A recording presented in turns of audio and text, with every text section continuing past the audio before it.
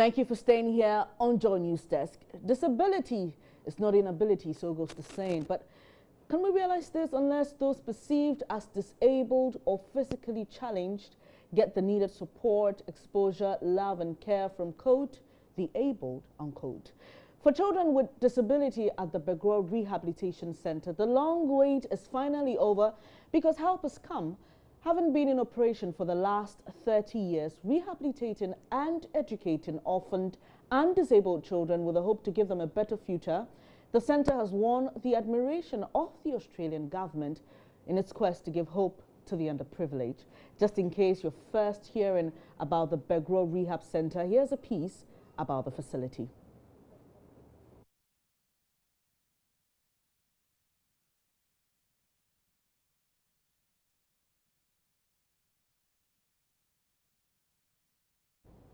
Well, we'll bring you that later. But what is the good news, or what will change at the rehab centre moving forward? Well, I have with me in studio the Australian High Commissioner to Ghana, His Excellency Andrew Barnes, and the administrator of the Begoro Rehab Centre, Raymond Bedi, to tell us the good news. Really honoured to have you here, gentlemen. Yes, and so let's start with you, Raymond, because you work with the rehab centre. What is this good news?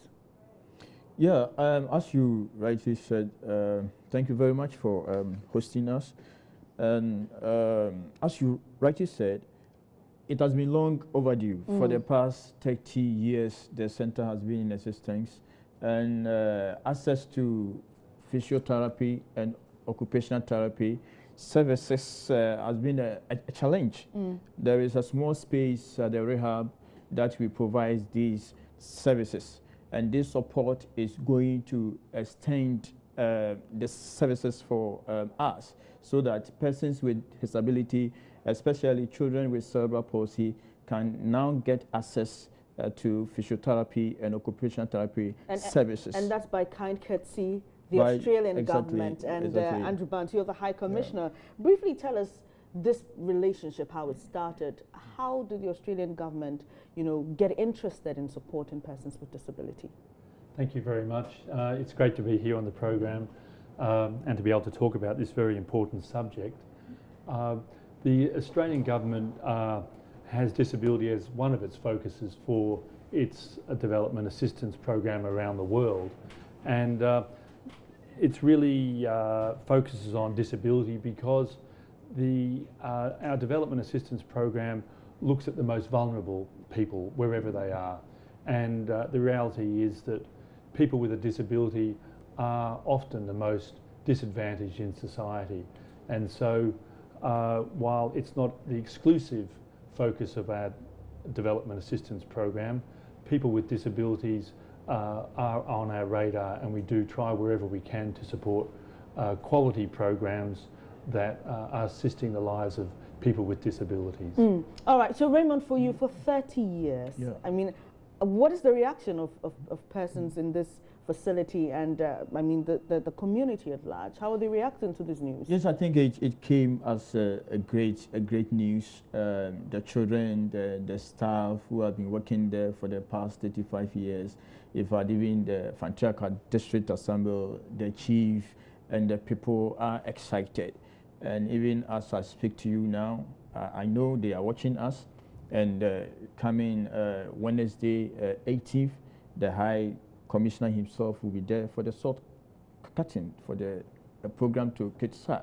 So it has come as a very big relief to the people and staff in general, so that at least we will be able to have a modern facility with the needed relevant equipment to address issues related to cerebral palsy and other related conditions. Because when we talk about access to physiotherapy and rehabilitation services in general, especially within the rural setting, it is something not to write home about. So this is a huge booster from the High Commission. Now, Raymond, before I come to you, Andrew, Raymond, you talk about access, and I know that people come as far as from Kumasi to Begoro to get treatment. Yeah. And but I know that there's a teaching hospital in Kumasi that offers some of these things. So why that distance? That's very. Find out from them why they come all the way. Yeah, that's very interesting question. The issue is that access to rehabilitation services is quite expensive, and in Salvation Army, our mission is to serve and liberate the suffering humanity. So money shouldn't be a barrier for any persons with disability to access these services.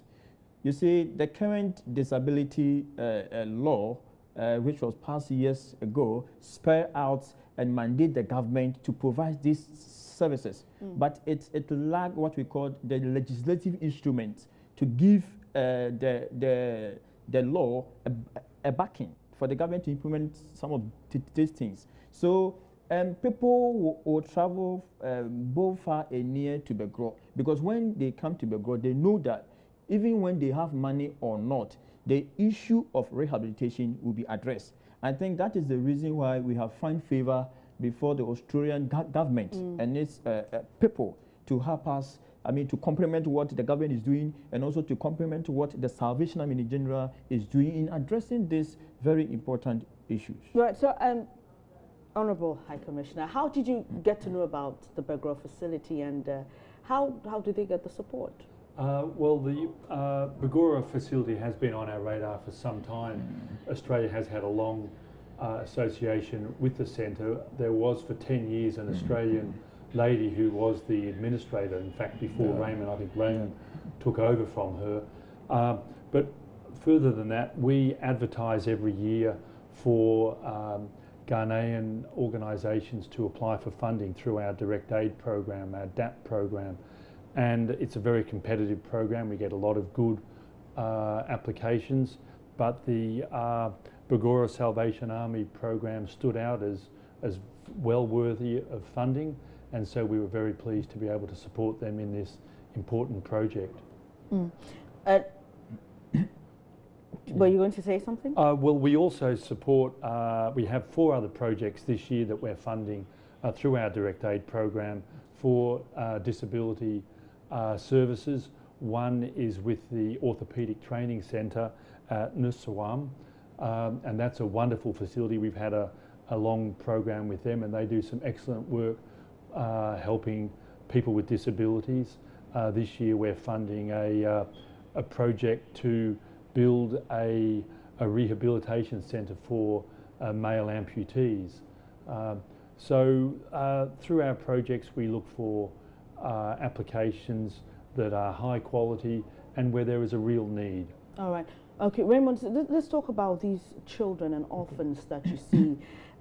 What kind of care do you give? Is it the care that puts them back into a very able state, or some of the cases are managed? And can you share any story with us? Yeah, thank you very much. We have a lot of success stories. At the moment, we have the institutional base, in which we have children with various disability conditions who we have an on-site school who come there and they have access to education. And we also have the community program in which children who are not able to do any serious classroom work are assisted to acquire vocational training, skills to enable them to earn a living. And we also provide physiotherapy services, occupational therapy services. We have a mental health unit that addresses children with problems with mental related conditions. We also have special schools that we support some of these children too. We are supporting children with hearing impaired. We support them with their feeding and also with their school fees. We have kids at the Kopon School for the Blind, Bato as a special school, and so they have scattered around. Not every single child can find space at the Begoro center. Those at the center are those who really have a rare need of physiotherapy, so we address that. This requires a lot of funds, yes. From what you're talking about. Yes. So Yes. what is the procedure? How do you get funds for the facility? Unfortunately, at the moment, for 30 years now, we've been dependent heavily on Salvation International. But we write a project every 3 years, and when the money is exhausted, then we send again. But as we speak, the funding for running the center is totally off, and we don't have any money at the moment. But we are hoping that the government of Ghana will come to our aid, because even if Australian government have seen it, expedient to come and support the good work that we are doing, then I throw a challenge to the government of Ghana and other civil society organizations to come and support us, because every nation, to me, who fails to take care of its vulnerable, I don't think it's worth dying for. Your Excellency, are there any examples in Australia Ghana can learn from? He raises issues about access to rehabilitation care and all that. Any examples from your country that you think that the Ghanaian society should learn from? Well, I think you have to acknowledge, first of all, that it's a very difficult area to work in. The needs almost are boundless.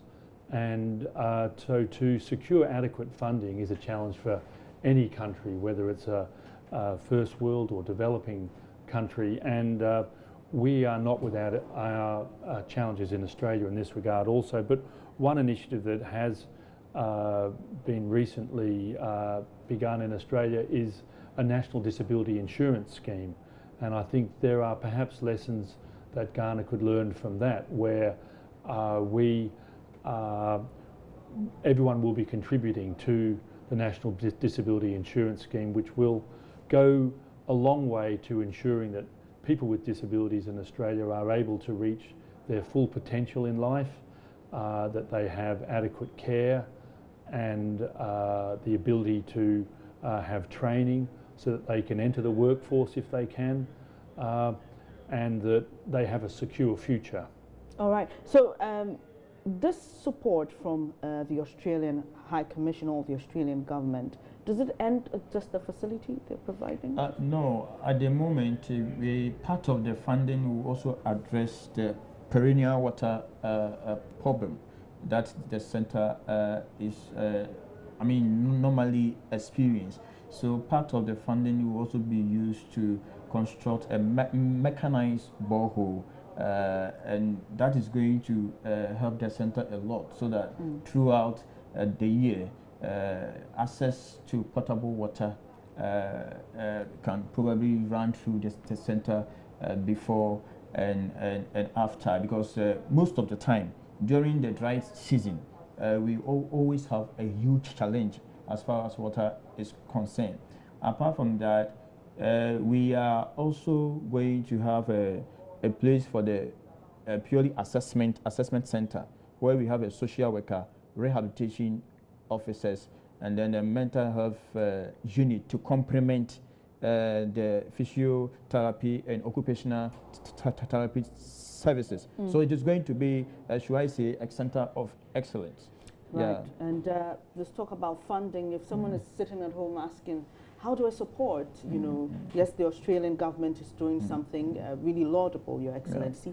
What can someone at home do to support? Yes, I think one of the basic thing or the cardinal principle in rehabilitation is the family support. And without the family support, no intervention can succeed.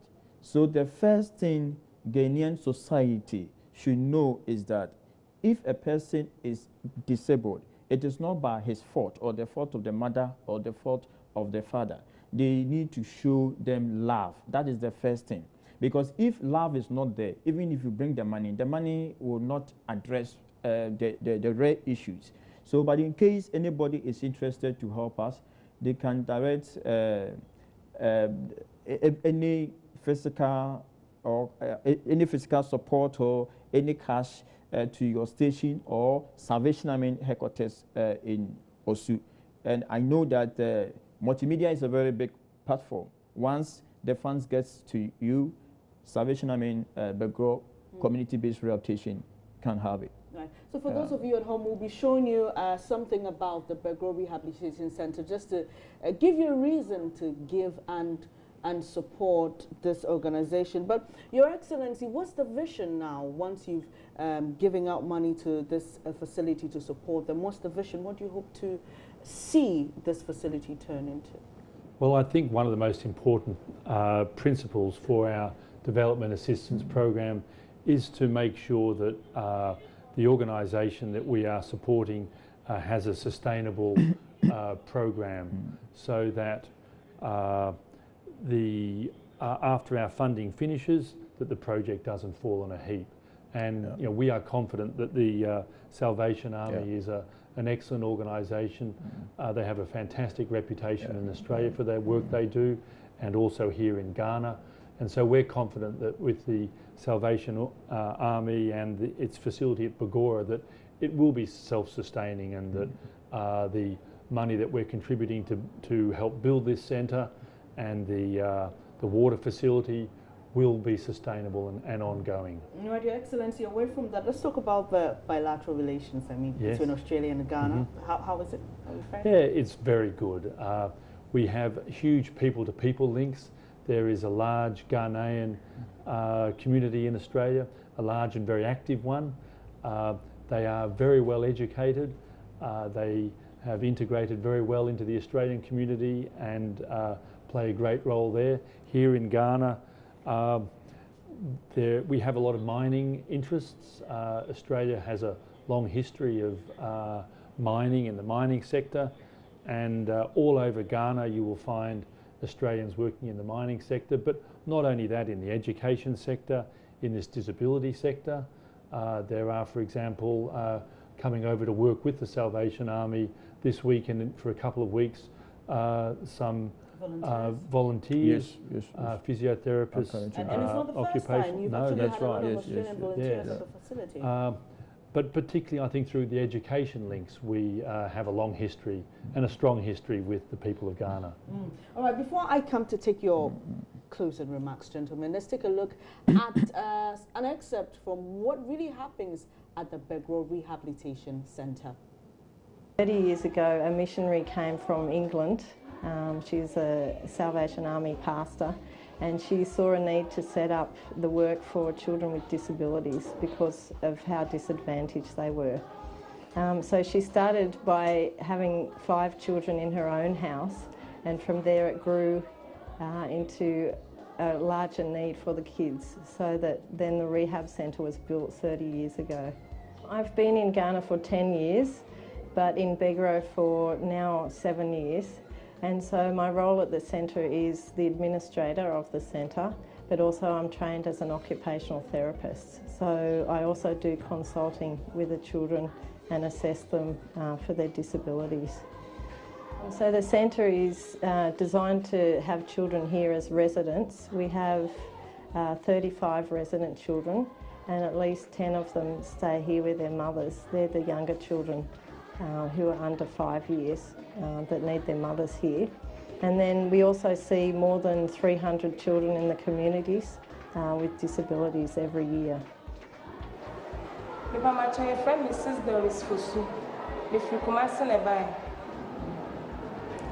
Maybe I should be Manuel Fosu.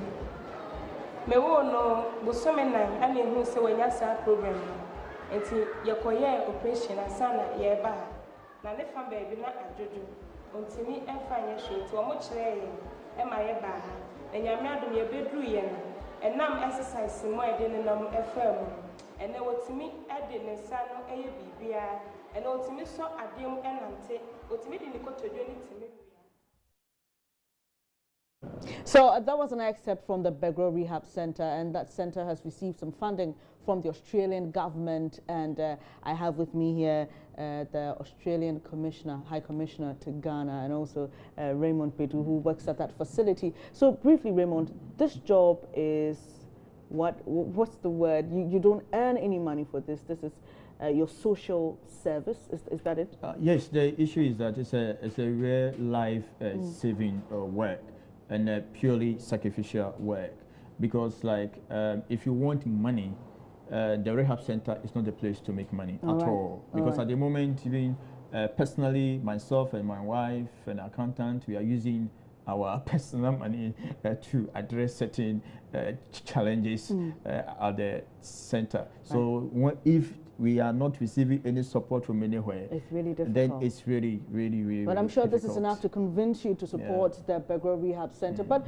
before we let you go, Your Excellency, you've been in Ghana for just about 7 months. Yes. And were you at the inauguration ceremony? Yes, it was a very good time to be here in Ghana. I witnessed the elections. I went to a couple of polling stations, saw the counting, which was very impressive. The level of enthusiasm of the voters and the way the elections were conducted.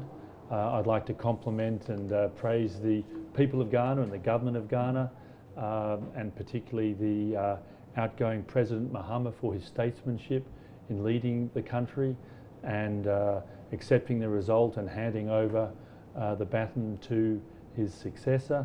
And I wish the new government well. I was there for the inauguration ceremony, which was quite spectacular. And again, the way the Ghanaian people embraced their democratic right, participated in the elections and then celebrated the results is very impressive. Thank you very much, Your Excellency. Thank you for granting us the interview. Thank you, Raymond for having me. Thank you so much. So we've been having this conversation, and I had in studio with me the Australian High Commissioner to Ghana, His Excellency Andrew Barnes, and Raymond Bedu, who is the Central Administrator of the Medical and Social Rehabilitation Center in Begoro. We've been talking about disability and how the Australian government has decided to support the Begoro Rehabilitation Center. You're watching Joy News Desk with me, Ben Sabubedi. We'll take a quick break. When we come back, we'll bring you more stories. Please stay with us.